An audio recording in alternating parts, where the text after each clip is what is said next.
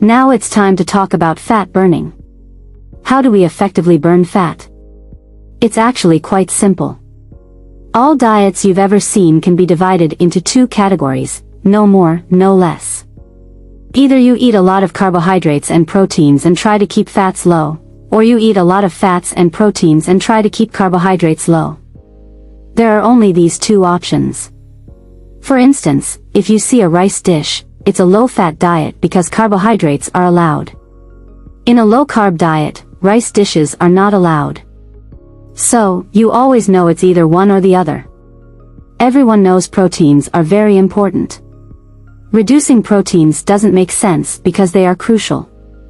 Eating fats and carbohydrates together is bad because the body always wants to burn carbohydrates quickly, and it doesn't need fats at that moment, so it stores them as body fat. Imagine carbohydrates are like paper scraps and fats are like wood briquettes. Paper burns quickly, while wood takes longer to burn. That's why the body first burns carbohydrates and stores fats. During my studies, people told me I needed complex carbohydrates because they were healthy and beneficial. However, I realized that this was practically a lie. It's false to say that if you want to burn fat, you should eat a lot of carbohydrates. Carbohydrates are like paper scraps that the body burns easily, while fats require more oxygen to burn. Now, this doesn't apply to everyone. For instance, a marathon runner who is used to burning a lot of energy can effectively burn fats. But this is relevant to only about 0.01% of the population.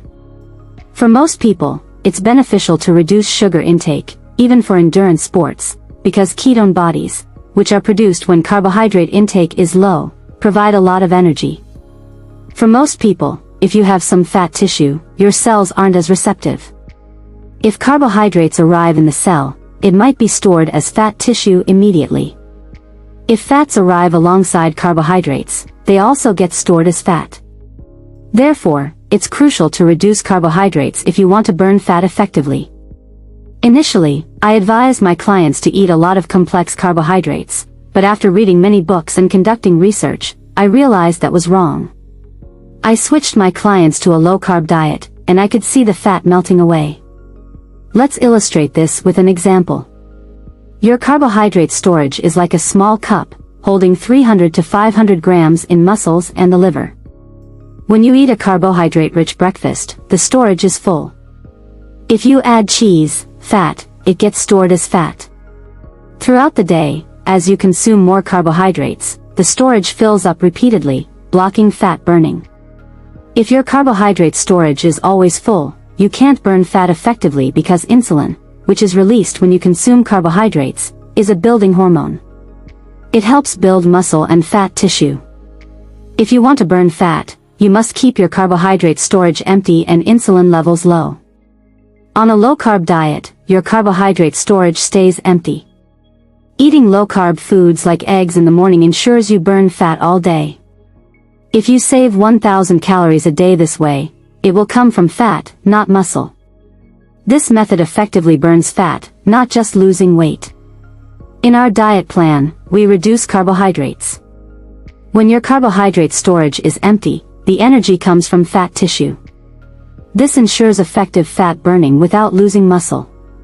It's crucial to understand these mechanisms, including the roles of insulin and glucagon.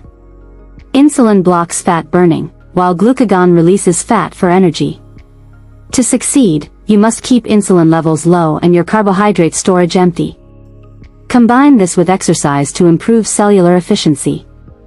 Over time, your cells will open up more receptors and burn energy more effectively. Watch this video a few times to grasp these concepts.